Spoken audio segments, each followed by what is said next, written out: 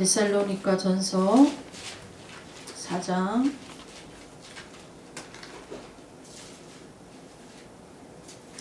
13절부터 18절의 말씀입니다.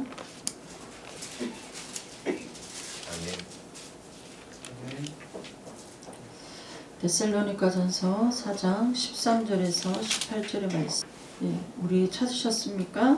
다 같이 읽도록 하겠습니다. 형제들아, 자는 자들에 관하여는 너희가 알지 못함을 우리가 원하지 아니하노니 이는 소망 없는 다른 이와 같이 슬퍼하지 않게 하려 함이라. 우리가 예수께서 죽으셨다가 다시 살아나심을 믿을지니 이와 같이 예수 안에서 자는 자들도 하나님이 그와 함께 되리고 오시리라. 우리가 주의 말씀으로 너에게 이것을 말하노니 주께서 강림하실 때까지 우리 살아남아있는 자도 자는 자보다 결코 앞서지 못하리라. 주께서 우령과 천사장의 소리와 하나님의 나팔 소리로 친히 하늘로부터 강림하시리니 그리스도 안에서 죽은 자들이 먼저 일어나고 그 후에 우리 살아남은 자들도 그들과 함께 구름 속으로 끌려올려 공중에서 주를 영접하게 하시리니 그리하여 우리가 항상 주와 함께 있으리라. 그러므로 이런 마음으로 서로 위로하라. 아멘.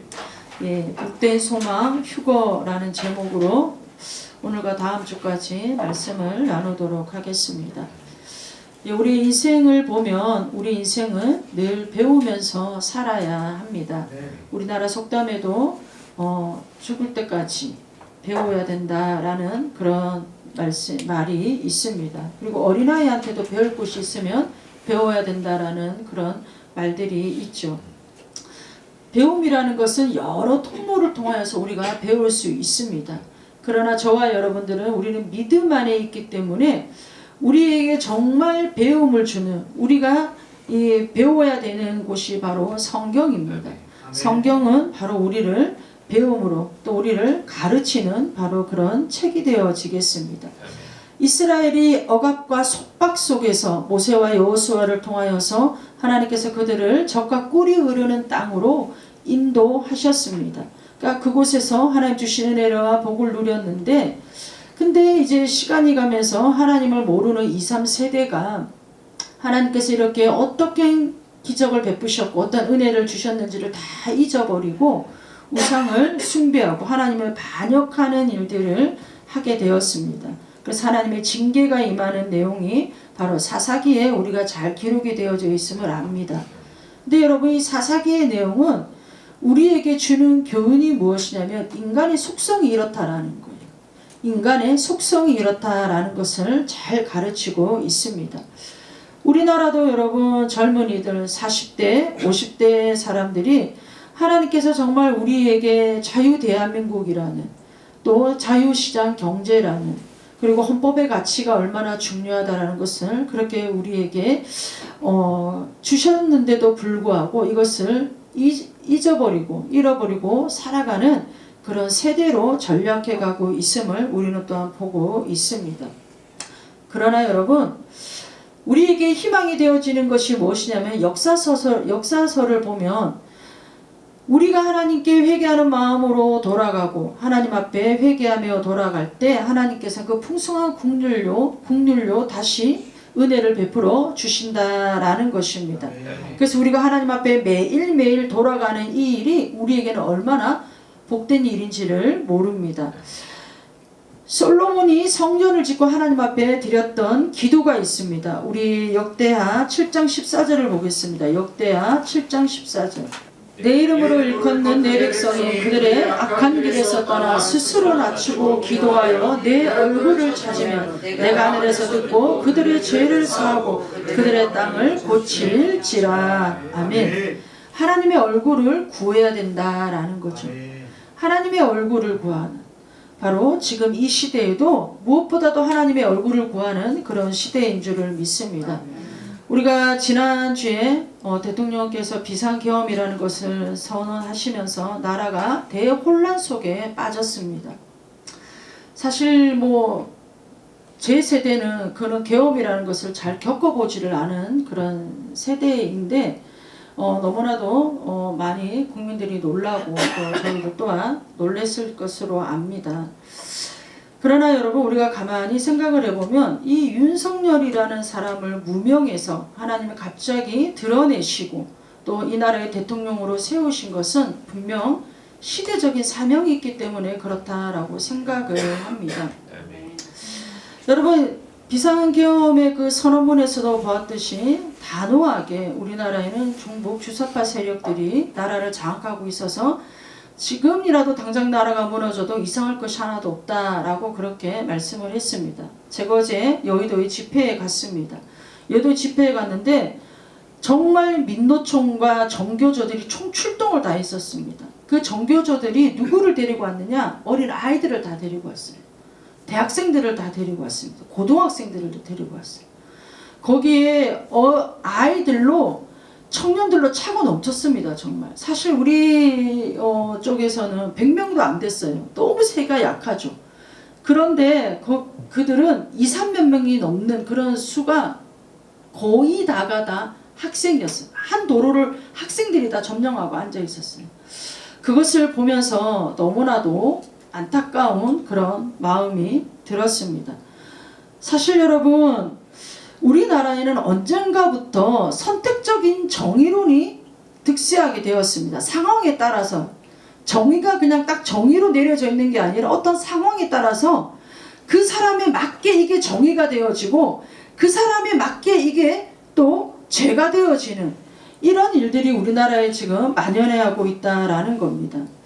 성경에도 보면 여러분 믿지 않은 왕 예후라는 사람을 통하여서 하나님은 아합이라는 왕을 척결하게 했습니다. 우리 왕하 9장 10장을 보면 그 이야기가 아주 잘 나와 있습니다. 믿지 않았던 예후였지만 그 아합이라는 악한 왕을 처단했을 때 척결했을 때 그 예후의 이 3, 4대까지 하나님이 복을 주시고 왕으로 세우시고 왕권을 유지하게 하셨고 부유케 하셨다라는 겁니다. 다윗도 여러분 40년 동안을 나라를 통치해보고 나서 내린 자신의 결론을 말씀한 것이 있습니다. 우리 사무엘하를 한번 보겠습니다. 사무엘하 우리 3, 4절을 한번 읽고 6, 7절도 읽겠습니다. 이스라엘의 하나님이 말씀하시며 이스라엘의 반석이 내게 이르시기를 사람을 공의로 다스리는 자 하나님을 경외함으로 다스리는 자여 그는 돋는 아침빛 같고 구름 없는 아침 같고 비 내린 후에 광선으로 땅에서 우미 돋는 새풀 같으리라 하시도다. 6, 7절을 읽겠습니다.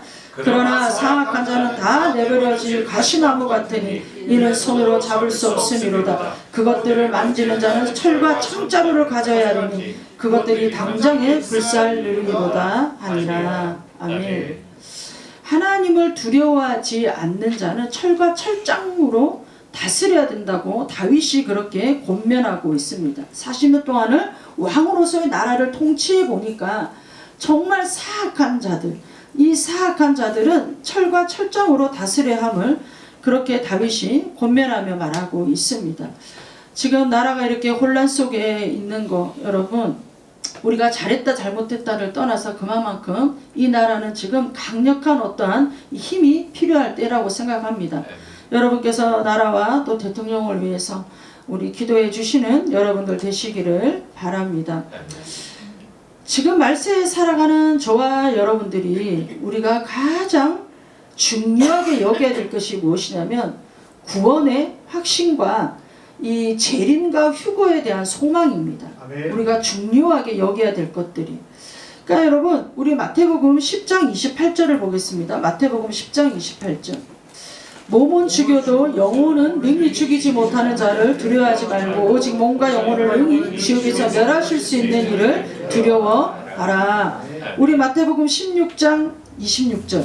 사람이 만일 온 천하를 얻고도 제 목숨을 잃으면 무엇이 유익하리요? 사람이 무엇을 주고 제 목숨과 바꾸겠느냐? 아담 때부터 지금까지 세상과 타협하지 않고 산 사람들은 많지 않습니다. 소수입니다. 소수. 숫자가 많지 않습니다.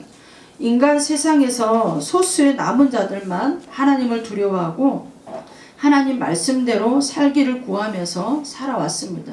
이게 성경이 우리에게 말씀하고 있는 가르침입니다. 그래서 히브리서 10장에 보면 그 대표적인 사람들을 나열하고 있습니다. 그 대표적인 사람들. 믿음의 사람들을 행적을 기록해낸 장이 바로 히브리서 11장인데 다수가 아니에요. 소수의 사람들이에요. 소수의 사람들. 다른 사람들이 미쳤다고 하는 사람들, 그렇게 성경 하나님의 말씀을 믿으려고 하는 사람들, 이 사람들은 세상과 타협하지 않고 본향을 향해 전진해 갔던 사람들입니다. 성경에서 우리에게 말씀하시고 있는 팩트가 무엇이냐면 소수만 구원받는다라는 거예요. 소수만 구원받고 휴거받는다라고 말씀하고 있습니다. 그래서 이 성경은 소수를 렘넌트라고 말하고 있죠. 소수, 남은 자. 여러분 땅에서 사는데 하늘을 보고 사는 자가 소수에 속한 자들이에요. 이런 자들이 남은 자들입니다. 여러분, 성경에 여러분 이 소수에 대해서, 렘넌트에 대해서 92번이나 기록이 되어 있는데 구약에는 86번, 신약에는 6번이나 기록이 되어져 있습니다. 그러니까 신구약에 어떤 자들을 소수라고 말하느냐면 하나님과 하나님의 말씀을 듣고 떠는 자를 소수, 렘넌트라고 말하고 있습니다. 그러니까 여러분 성경의 이 이야기를 보면 이사야 10장에도 보면 북이스라엘 왕국이 멸망하기 전에 하나님께서 이사야를 통하여서 북이스라엘이 남은 자가 돌아올 것이다 라고 말씀하고 있는 내용이 나옵니다. 우리 이사야 10장 20절에서 22절, 이사야 10장 20절에서 22절, 그날에 이스라엘의 남은 자와 야곱 족속의 피난 자들이 다시 자기 친자를 의지하지 아니하고 이스라엘의 거룩하신 여호와를 진실하게 의지하리니 남은 자고 야곱의 남은 자가 능하신 하나님께로 돌아올 것이라. 이스라엘이여 내 백성의 바다에 모래 같을지라도 남은 자만 돌아오리니 넘치는 공의로 파멸의 작정이 되었습니다. 이스라엘 중에서도 남은 자들만 돌아오게 된다고 말하고 있어요. 그러니까 이스라엘도 여러분 100% 구원받는 것이 아니라 소수의 남은 자만 구원받는다. 이 소수의 남은 자가 누구냐? 하나님을 두려워하는 자들이에요. 하나님을 두려워하는 자들입니다. 이 이야기는 여러분 신명기 4장에도, 신명기 28장에도, 신명기 30장에도 잘 기록이 되어져 있습니다. 선민이라고 할지라도 이 선민이 온 세상으로 쫓겨나서 돌아다니다가 결국 다 돌아오는 것이 아니라 남은 자만 돌아오게 되어진다라고 말씀하고 있습니다. 우리 이사야 1장 9절도 한번 볼까요? 이사야 1장 9절. 만군의 여호와께서 우리를 위하여 생존자를 조금 남겨두지 아니하셨더라면 우리가 소돔 같고 고모라 같으시리로다. 시대가 흘러가는 동안 하나님을 배도하고 배신하고 하나님을 대적하는 일들이 여러분 온 천하에, 온 세상에 만연하고 있습니다. 그럼에도 하나님은 그런 가운데도 남은 자들을 남겨두신다라는 거죠. 남은 자들을 남겨두신다라는 겁니다. 이 남은 자가 하나님의 말씀에 떠오는 자들이라는 거예요. 하나님의 말씀에 두려워하고 떠오는 자들이라고 합니다. 그러니까 여러분 우리 회복교회 사랑하는 성도님들도 렘넌트가 되기를 원합니다. 남은 자들이 되어지기를 원합니다. 그 하나님께서 남겨둔 그 남은 자들이 되어지기를 원합니다. 하나님을 위해서 고통당하고 반역하는 자들에게 회개하라고 그렇게 촉구할 수 있는, 그리고 세상이 아닌 하늘을 바라보고 사는, 바로 히브리서 11장에 기록된 그 믿음의 사람들처럼 저와 여러분들도 그런 믿음으로 우리가 살아가야 되어질 줄을 믿습니다. 로마서도 보면 여러분 1장에서 8장까지는 사람이 어떻게 의롭다고 하심을 받을 수가 있는가, 그것을 아주 잘 기록해 놓고 있습니다. 바울이 온 세상에 이 세계 선교를 다니면서 복음을 전파해 보니까 이방인들은 너무나도 복음을 잘 받아들이고 믿는데 유대인들은 전혀 복음을 받아들이지 않고 다 배척을 하는 겁니다. 다 배척을 합니다. 그랬더니 사람들이 바울에게 하나님께서 이스라엘을 버렸다, 하나님께서 이스라엘을 버리셨다라고 그렇게 말을 합니다. 그랬더니 바울이 우리 9장, 10장, 11장에 보면 정말 3장을 할애해서 바울이 어떻게 말하냐면 하나님은 절대 그렇게 하신 적이 없다. 절대 그렇게 하신 적이 없다.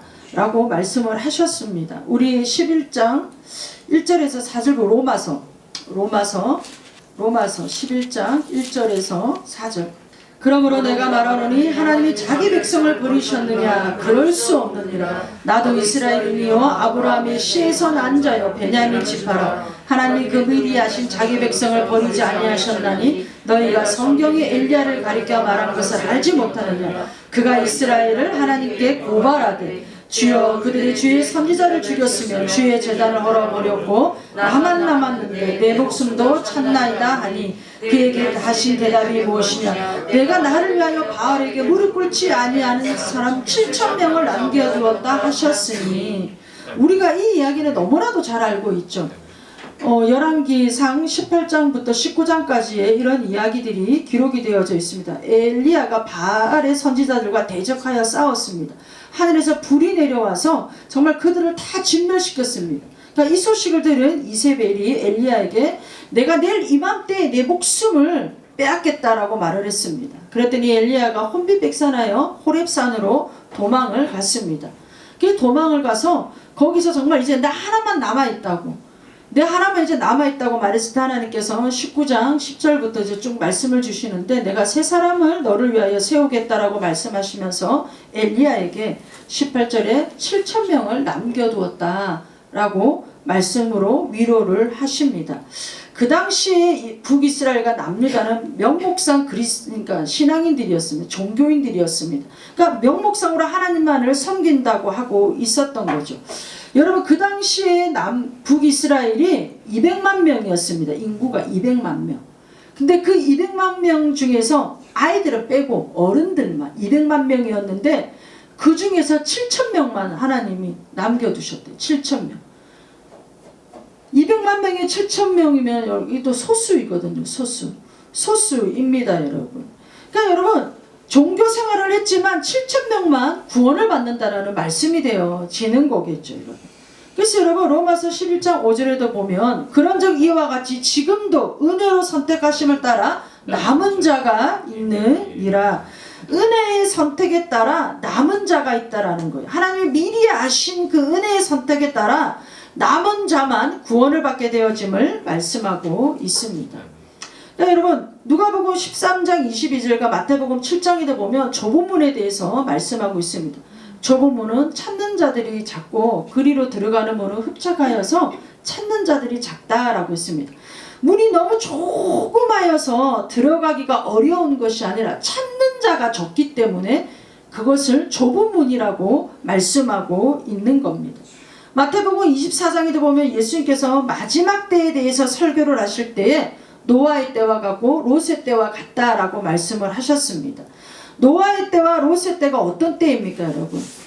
땅에 있는 것만 생각하고 위의 것을 생각하지 않은 때였죠. 땅의 것만 생각하고 위의 것을 생각하지 않는 때였습니다. 그러니까 여러분 사람이 생각하는 모든 것이 하나님을 대적한다고 했습니다. 그러니까 땅에 있는 것만 생각하고 살아가다 보니까 모든 것이 하나님을 대적하게 되어져 있는 거예요. 왜냐하면 우리는 태생적으로 하늘을 보고 살아가게 지음을 받았습니다.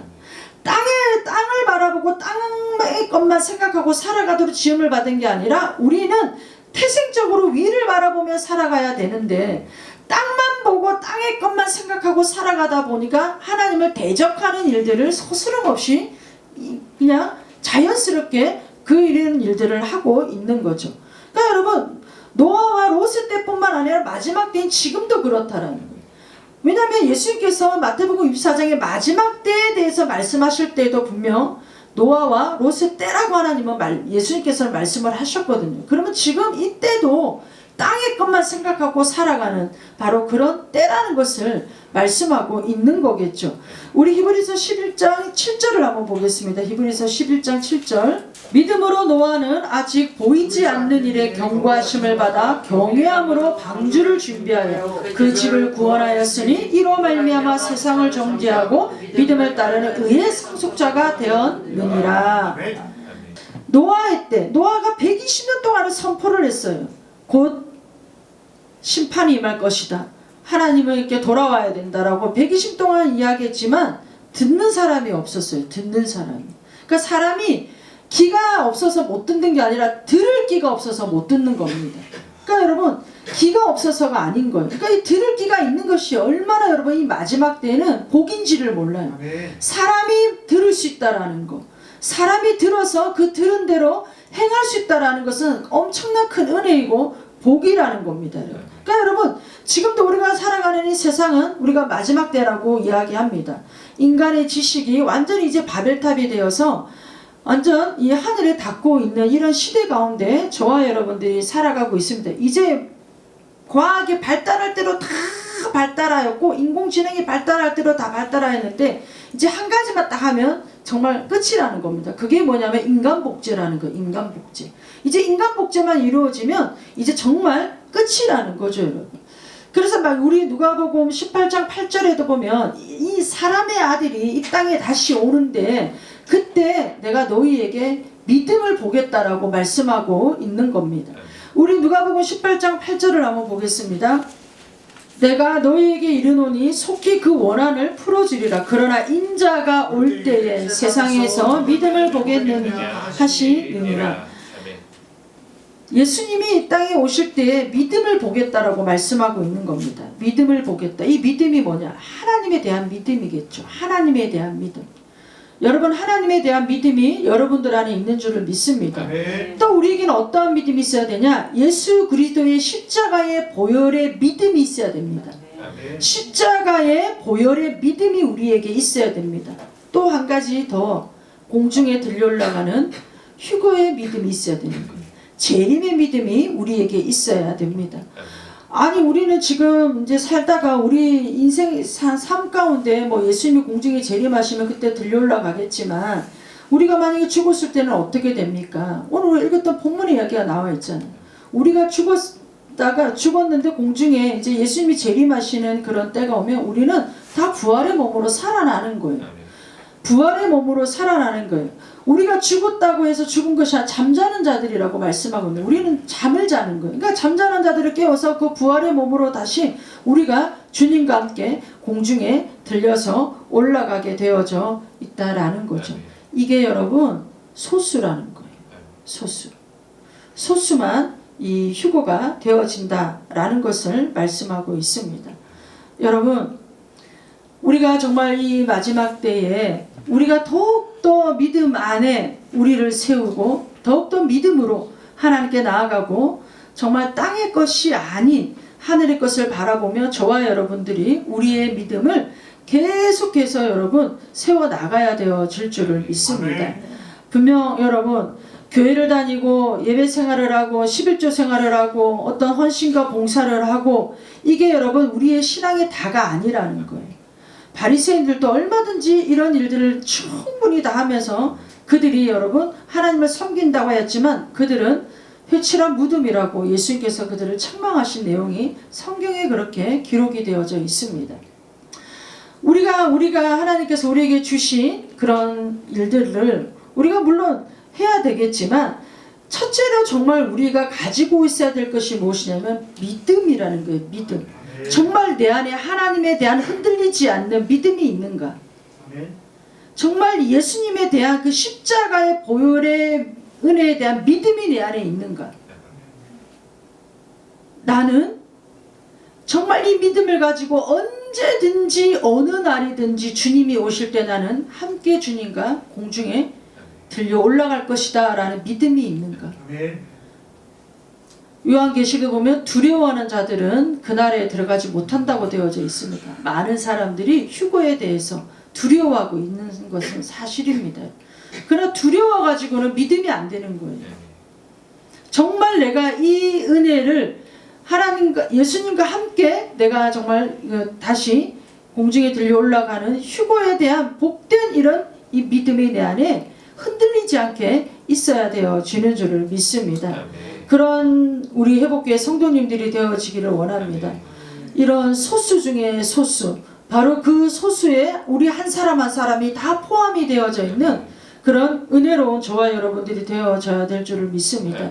영원한 하나님이 예비하신 영원한 그곳에 우리가 함께 하나님과 삶을 사는 그런 저와 여러분들이 되어지기를 예수님의 이름으로 축복합니다.